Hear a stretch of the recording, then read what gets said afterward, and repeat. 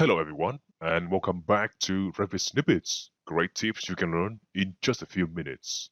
This video is brought to you by RV Deep Clean. Over 40 ways to clean and downsize your Revit model, all in one place. Get your free copy today by using the link in this video's description.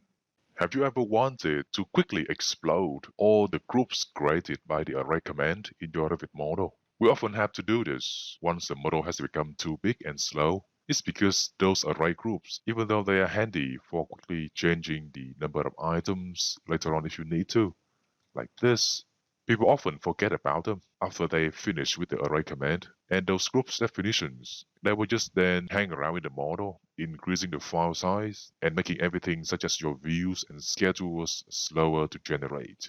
If you need to ungroup them manually, it may take a lot of time. Also because, for example, if I go to this array group here and edit it, I actually have nested arrays within this array. So you have groups within groups, and it will take you longer to ungroup everything cleanly. The good news is you don't have to do it manually anymore. If I go down here to Dynamo and run the script we will build together today, it will throw a few warning messages in terms of ungrouping things, but that's what we want to do right now anyway, so it's safe to accept them. And when that's done, I can go back to here and see all the array groups exploded for me very quickly and cleanly, including the nested array groups we saw over here. Even better, the script doesn't touch any groups that are not array groups. For example, if we go to here, this group here from before called doors is still in the model. Nothing harmful was done to it. Similarly, when I go to this other group, it's called group 1 and it's still here even after I run the Dynamo script. So it's working very selectively. So let me show you now how to build this script yourself. If you, however, don't have much time and just want to run the script directly on your model right now, there's a link in this video description that you can use to download this script directly and use it straight away. Otherwise, if you enjoy building things like we do, let's begin building this script from scratch. By the way, if you are new to this channel, make sure to subscribe now, because we do tutorials like this every single week. Okay, let's begin. I have here a very simple Revit file. Let's go ahead now and create a few arrays so we can delete them quickly later on. I will place in here a component. Maybe this chair will do. And let's do it here. Another one here, another one there. So usually in a project, you will have different types of arrays. Let me try and make them here. Let's start with this linear array. To the second item, and let's have 5 of them, like this. Next one we have radio, so let's do radio array. I will place the center point there. And move it to the second place. Let's do 7 in this case. Here we go. So let's make a Dynamo script now to say no matter how many arrays you have in the model, Dynamo should just find them and then group them all for you. And that includes also nested arrays. Let me show you what that means. I have here a simple row of chairs, but if I do this and do array one more time, this time going maybe linearly from this to the back, and we do 5 of them, you can see now, well, let's do 4 so we don't clash into the building. As you can see, this is an array group, but if I edit a group now, inside it you have nested groups. So our script will also need to deal with the situation nicely. Otherwise, it wouldn't work in all cases. So let's look at that now. Of course, we can start by going for Manage and open Dynamo now. Here we go. Let's make a new definition here. And I will bring it to the side. Turn it to manual run mode. And let's drop in here a Python script node. Python script from string. Now, it's a usual thing I normally do in my tutorials. Let's make now a way for Dynamo to read a text file that contains a Python script. We can then use the text from that file as a script input for this node here. And then it will just run the Python script that we have in the text file. So let's do file path first. Then file from path. Connect to here. and do read text. Connect file to here for it to be read. And whatever read from the file, let's make it a string going into here. Then we do the alignment. Very nice. Let's save it now before we forget. So file save as. And for this one, let's call it delete, or actually explode, or array groups. And now the next step, we will go into Visual Studio Code, my favorite Python script editor for Dynamo. If you are new to this kind of workflow, don't worry. Just go down to this video description and use a link there to see my basic video tutorial on how to script things in Dynamo this way. It will also show you how to set up and use Visual Studio Code, because this is really the best editor you can have for writing Python script to use later in Dynamo. The video will also show you step by step how to create and understand and use this Python script template that I have opened already. So that should give you all the information you need to then come back to this video and follow me from here. Okay, to begin, let's start collecting all the groups in the model. Let's do for ID in, and here we will collect the group IDs using a filtered element collector. Make it work on the active document, DOC, and then we just want elements of class group. And then of course, that will give us elements, but we need to now convert them to elements IDs. Okay, next step, we need to convert from the ID to the group back again. So let's do group as a new variable. And let's say it should be doc.getElement at this ID. Now here we need to put in a safety check. If the group is not found because the ID is invalid, we don't want to do anything to it any further. So if not group, we should continue to the next item in this for loop, or to the next ID. Now when we come to here, we know the group is valid. So now let's get the group name. Let's do name equal group.getParameter. We will use a built-in parameter here, and the name will be lm_type_param.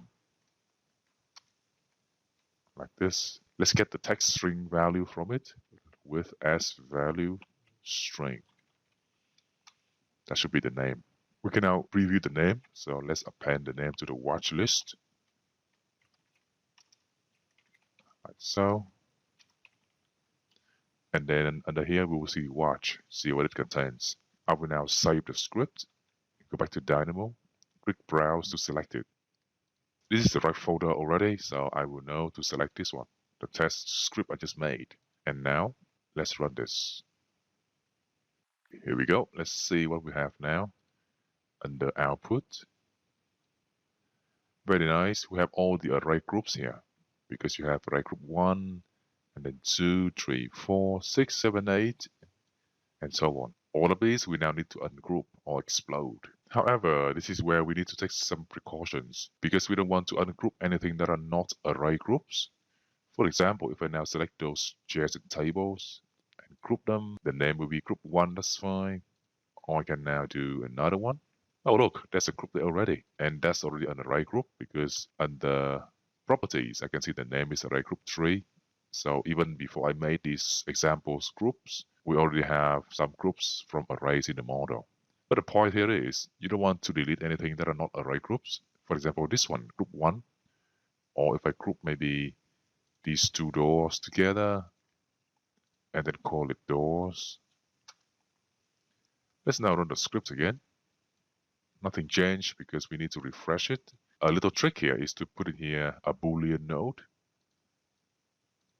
Connect it to there, and whenever you want to refresh the run, just change the node to something else. So from false maybe to true. Run it, and now we should have more items. If I now scroll down, as you can see, we have group 1 and doors, the two groups we don't want to delete. So now that means before we proceed with the ungroup command, we need to filter out these groups so we wouldn't touch them. There are several ways to do this, but for now, the one reliable way I can think of is to look at the group names, because all the array groups will have the word array at the beginning, and then group, and then a number. Of course, this is not foolproof, because if someone just changed the group name doors to array group 100, then that group will also be exploded. But then, the fault is on them, because they named the group wrong. So let's proceed. Firstly, we need to convert those names into lowercase. So let's go to here and do to lower. Save it. Check it now. That's good. Lowercase names now that we have. Next step, to check the names against a pattern, we can use regular expression. To begin, we need to import the regular expression module into the script. So let's go up to here and do import. For regular expressions. And we need to define a pattern to match. The pattern in this case, we can check it using a website called regex 101. If I go to this here, I already have the website opened and the pattern input, so you can see its meaning. This is the whole pattern. If I just copy it and go to here, so we can check the pattern in Python here. It's just a string like this. Basically, it will search the input string to see if it matches this pattern. It should start with the array word in lowercase, then a space, and then the word group in lowercase, then another space, and then any number of digits. If you want to know more about the meaning of each of these components in the string, just look at the explanation box here in the website. Anyway, let's see if it's working. We can now do re.search. We will check the name against the pattern. Let's now save this and see the result. So that's a no match for all of them, which is not working. So let's see why. Looks like I need to make sure this is a raw string. So let's put the letter R at the beginning. That's telling Python not to try to understand this string in any special way. Just read it as a text string. And also here I have the wrong order of the parameters. Let's bring pattern to the beginning and the name as a second parameter. We can now save this, go back to here and run this. Here we go, it's working better now. As you can see, the first few group names have matches with the pattern, because here it says match and then a string. That means this is a string that it has found in the text that satisfies the pattern we supplied. If I go instead to the last two groups, you can see the result is no, because there was no match that it could find. And a few more here must be for the existing array groups that I didn't know about. And that looks good. Let's go back to here. What we want is, if the result from the regular expression search is no, so if this equal none, we want to continue, because that group, we don't want to touch it. It's something we need to keep, not explode. And then append the group name again. Save it now. Let's see what we have in watch. Oh, look, an error. Group object has no attribute name, of course, because the name has to have the capital N. Save it now, rerun. List object not callable on line 57. Well, I was making things too difficult. Let's just use the name parameter up here, because that's already defined. So save this.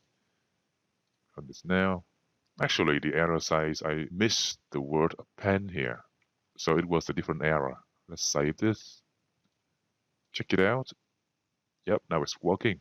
And when I go down this list, I can see only the names of the groups I need to explode.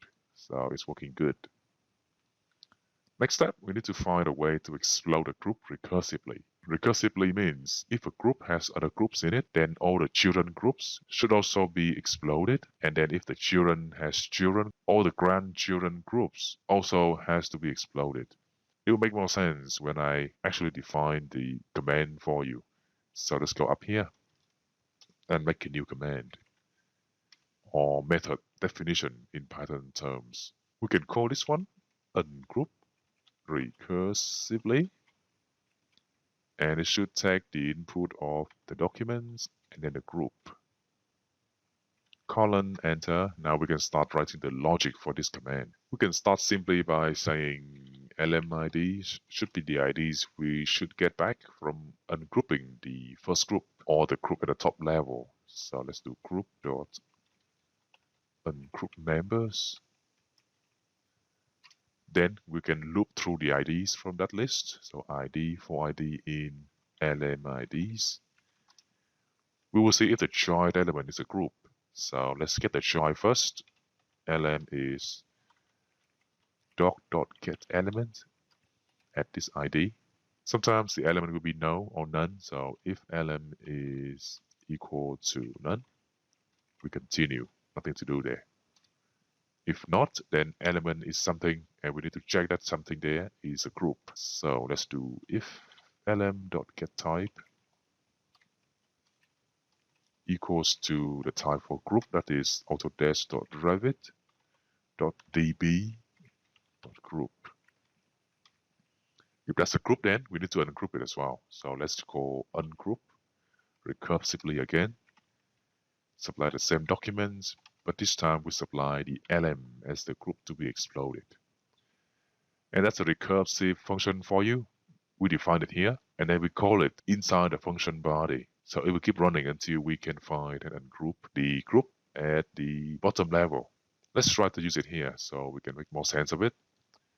We can now go down in here and use a transaction simply because here we want to modify the model, and that's not going to be possible without a transaction. Let's do with transaction here.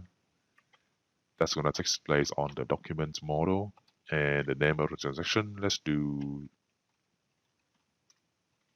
ungroup array str. And now with that tr object, we can start it. And we do ungroup recursively. That's the function we defined up there just now. Supply the document and then supply the group. When that's done, we can do tr.commit, and that should do it. We can now save the script, go back to here, and run it. Now you will see this message a few times because we are touching the groups at different levels in the nesting hierarchy. That's fine because we only want to ungroup them here. So let's just proceed with the ungroup option. Whenever you see that message, click on ungroup. This is another one to see here. A group has been changed outside of editing mode, of course, because we are changing it from the Python script or from the Revit API, not from the editing mode, which is something you start and complete in the user interface. So this error is fine to dismiss. Like that a few times. And that's done it. If I now go to here, I can see that all of these items are now individual items. There are no more groups here that I can see. If I now go to the undo stack, you can see there, not something we want to look at because there are too many transactions to undo. At some point, if you have too many groups to ungroup, this list here will go all the way down, and then you wouldn't be able to undo all the way to the beginning of the script run. So let's fix that. We can go back to here, undo all of the ungroups. Yeah, so now we have groups again that we need to fix now. Go back to Python. The key here is we need to use a transaction group. So let's do with new transaction group on document. And then we say the transaction group name will be explode all arrays stg. Now it's very similar to tr. With tg, we can also do start. And then all of these I will nest into that command statement. When all is done with the groups, I can do tg.assimilate. You will see now what that means in a second. Save this, go to here. Watch the undo stack, nothing there for now. We can now run the script.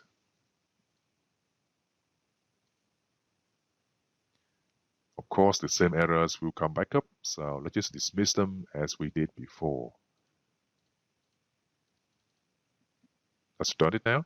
We can now go to here and check out the undo stack. Well, firstly, the result will be the same. We still have all the individual items now. No more groups or nested array groups, even though the groups we want to keep are still there. So the doors group is still there, and this group called group 1 is still there. Nothing has been done to them. The advantage of using the transition group though is that when I go up to here, there's only one item to undo if I want to. Explode all arrays. Back to the script, that's the same item I have there. So everything here works. Anyway, if your objective here is to reduce the model file size as much as possible, doing this alone may not be enough, because there are lots of other things you should do to a slow model to make it quick and light again. If that's the case for you, you should check out other ways to clean up the model using some of the plugins for Revit, such as RV Deep Clean. As you can see, I have it here under the RV Boost panel. Let's run it. And straight away, you can see in here there are many options to clean up the model, including the option we just did using Dynamo, which is explode groups created by arrays right there. But in addition to that, there are many other ways to clean up the Revit file, such as purging unused scope boxes, purging rooms, areas, and spaces, and their boundaries if any of them are unused, purging design options, deleting constraints or empty parameters, and so on. That's only one tab, General. If I go to the next tab called Views, you can also clean up views like views not on sheets or sheets that don't have any view. You can also clean line styles, line patterns, fill patterns, text, dimensions. Same for temporary views. You can delete them in one go from here. Going down to link, you have here even more options, such as deleting hidden CAD files, CAD imports, even finding CAD files nested in loaded families. So let's give it a go. Let's do clean model here.